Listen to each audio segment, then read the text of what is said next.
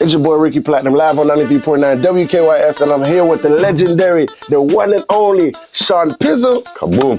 Wagwan. People, you know the face, you recognize the face, and for the record, I know a lot of people, when it comes to dancehall or reggae music, you have to say Sean Paul. From high school days, from middle school days. So, just for the record, how long you've been in the business? Yeah, man, since about 96, my first single come out. 96? 1996, first single come out. So my first album dropped about 2001. So I take that time to build up and, do a couple singles and them time to deport them. Yeah, Infiltrate. Yeah, Baby Girl. And I know back then, when it comes to your singles, the visuals was a great part of your success, because I remember in high school, we all see some of the music videos that you drop, and we try to reenact it in the party and stuff like that. And speaking of our Trinity, double platinum. Congratulations, double platinum to the fullest. Like, the people don't have to understand these milestones that we accomplish, and we just want to big you up to the fullest. Last time I spoke to you was during COVID. Yeah. We was on Zoom with over 90 collabs. We probably gone over 90. Yeah, we've gone more now. All right. My question now is, do you have a collab that you haven't got that you want right now in the future? Yeah, Alicia Keys, me always a big her up, and one time when she sent her rhythm to me, and I tried to call her back, and I didn't get no response back again. So just big up Alicia Keys, Swiss Beats, and do the right thing. We need the collab. Shout my man, cause right now. I don't know. I always feel her music, and I feel me and her could make a good. Yeah, I could see that happening. Sean Paul, Alicia Keys, she's a singer, you're just forward. Yo, so people, we are live. I'm not in Maryland right now. I'm actually at the Dirty Rock Studios right now in Kingston, Jamaica right now. And this is basically home base for you. Yeah. So an important question I have, do you feel like while you're in Jamaica, or Jamaica overall, do you feel like the flowers, or are you getting the flowers that you deserve for all the accomplishments that you had in your career from Jamaica? It's funny enough, people will see you and give you flowers. Like, yo, I'm going to give you flowers, you're the boss. But then same time I release some music and they don't know about it, they're not keeping up to date on these things. I want to tell you, it's been a weird balancing act, bro. Yeah. Like it's been a balancing act from them early days when I start break international, because if you stay upon the levels of what Jamaica depend on, and the next levels where it's an international thing, it's been a whirlwind ride, you know what I mean? So sometimes I go miss certain things, like I missed the first time Russian put out the rhythm. Yeah. When named Go-Go. Yeah. Because I'm on tour, and when I come back, I say, too late to touch the rhythm there. And same thing, not nice rhythm as well. So them time I missed it, but I come catch it back these times. So, it's a balance with my hours I try to keep. Yeah. So people give me flowers when them see me, man, but more time is like the absence of being personally here. Yeah. They on tour so much. Yeah. It kind of out of sight, out of mind thing reach me still on my career. So, you don't know, Dirty Rock, where I work with the whole heap of artists, Ching Ching, Kwanda Jai, I'm starring at the Bob Marley movie. Look at you there, him is my cousin still, so I have to big him up every time. Big up Rasa Jai, him also in the movie, the Bob Marley movie. So, who else we I work with? Marcus Sai, we I work with Aisha Whalers, as you see, Farinese, I don't know, Busy Signal, Charlie Blacks. So everybody who work with me, we are try to get more awareness of that too. People more aware of that too. See? Yeah. So there's a lot of upcoming artists, and I find it in Jamaica. There's a thing like who's relevant, and let's stick to who's relevant now, because you have some artists where they could be trending this week, and then next week they're not trending at all. And I have to big you up because you maintain your household name for years up till today. So my question is do you have any advice for the upcoming artists? Like, I know they're not gonna try the same way that you tried to get to where you are right now. Yeah. Like there's got to be another way because you basically paved the way. There's easier ways. So you have any advice to them? Yeah, I mean, everybody have a different steps in our life. You know what I mean? I cannot be like my mentors. I can only emulate what them do. So big up Supercat, Shabaranks and them man there. I look up to them, but I cannot be them. You know what I mean? So my path is a different one.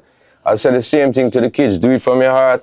I know that no matter what you see in my career, you're going to have your own path. Yeah. But you have to know certain things for have longevity in this. You have to know when to punch. Yeah. And you have to know when to defend. Yeah. And when, in other words, when to go out there with good music all the while. And then you have to know sometimes that you're out there too much in the space and you have to take a break back. That gives you the longevity as well, in my opinion. Yeah. But as I say, everybody have their own step, bro. So to the younger artists, them do it from the heart, man. And also pay attention to the root. Yeah. The root is, you know, like what put us here right now. So a lot of times I see youngsters, and I was guilty of it too as a youth. We kind of go over, you surpass the root and stay so and feel say it's just a time to bear the fruit. And you don't know enough. You don't know enough about your own culture. So know the root, know the culture, know reggae, know dancehall, know ska, know all them things there too. Study them things there on a big level. And you said a lot of key words. I'm gonna point out the key words: punch, defend, culture. Yeah. And I'm gonna put those in a different aspect. You're all for the culture. Yeah, bro. And you're against the clashing against one another, because I realize that the clashing against one another is only gonna get you but so far. Yeah. Probably just the airport. For me, it is a vibe. It is something that, what we can say, it's exciting, but it's not the full story of dancehall. Yeah. You know, it is a big story in dancehall, but it's not the full story. When you check out man like Mad Cabra, he's a big clash DJ, but most of him big song them is that take him around the world. Yeah. Still have his name. I actually brought Mad Cabra to the DMV last month. Yeah. And see? The amount of hits that he has, and is like, people have to understand, like, the clashing thing is cool. Yeah.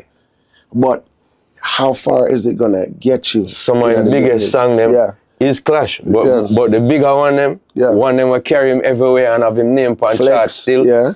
Them song there is not clashing song. So for me, I just want to encourage you, them whatever you want to do. You know what I mean? Clash if you want, clash if you feel like that's where your career needs to be right now. But you have to understand that versatility is very important, and you need to pay attention not only to the dark, but to the light as well.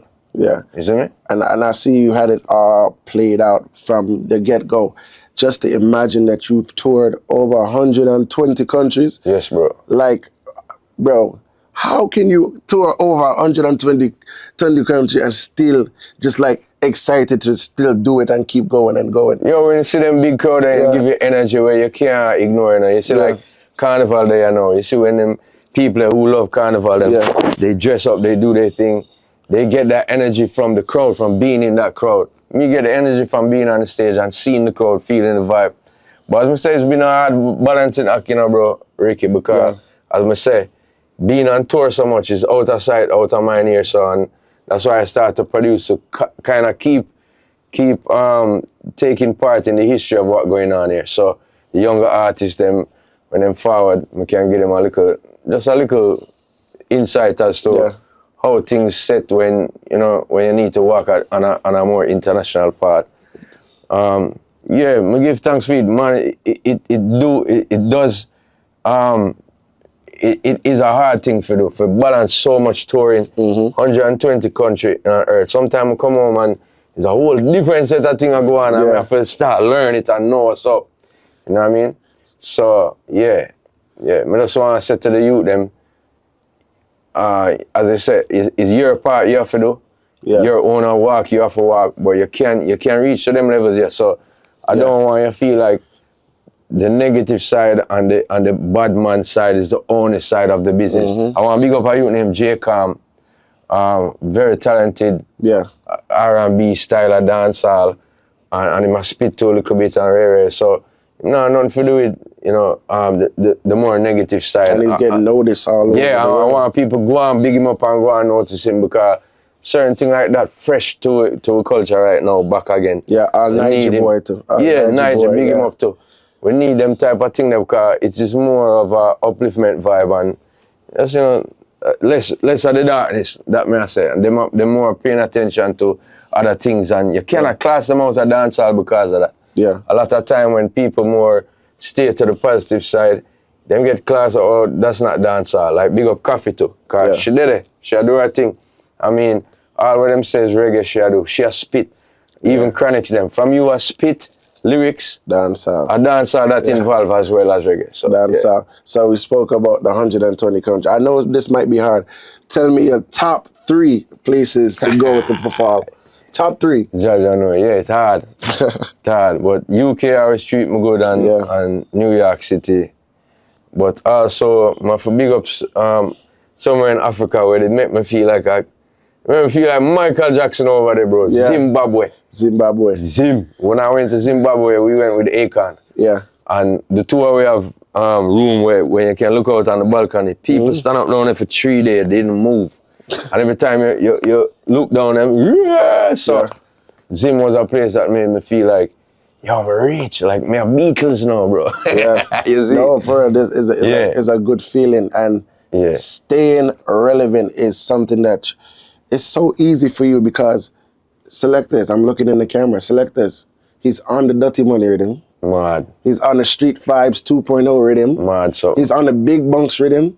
Listen, people, Sean Paul is staying relevant to the fullest. And speaking of relevant, don't forget Summer at Rhythm. Don't forget. Don't forget Brimstone Rhythm, where you see writers up on the screen. Produced by we producing also. Yeah. So with the that's why I'm big up all the DJ them who noticed that. Yeah. I know some of them on Big Bunks. I know some of them on the 2.0. I know some of them on the new Go.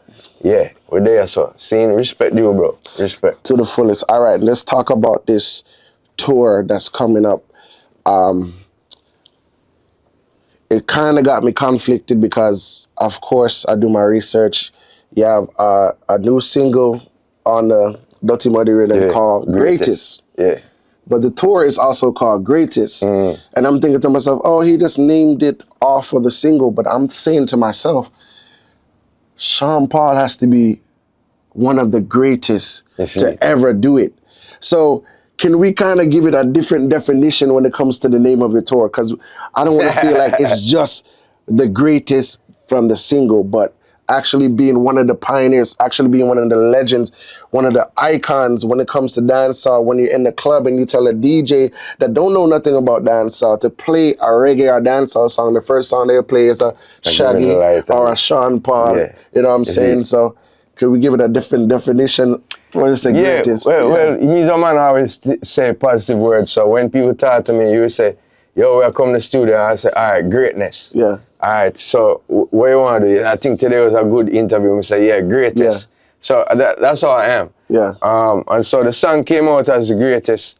And then, you know, of course, I'm going to be doing the greatest hits. And of course, I'm one of the greatest for sure. Yeah. So that's why I'm big up DC. And then we're coming through this May.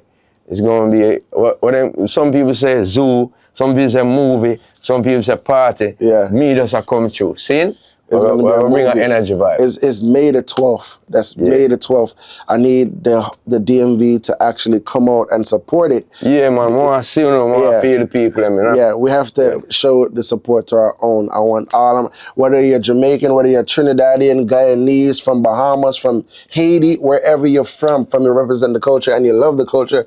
And of course, and if you love Sean Paul, please come out and see him in living color, May the 12th at Echo Stage. Yeah. And this is a bigger venue than before. Normally you go to the Fillmore. Sometimes after the second week of tickets going on sale, it's sold out, which give the late comers like a hard time. And we actually got a bigger venue this time. So you're gonna see this interview actually beginning of April.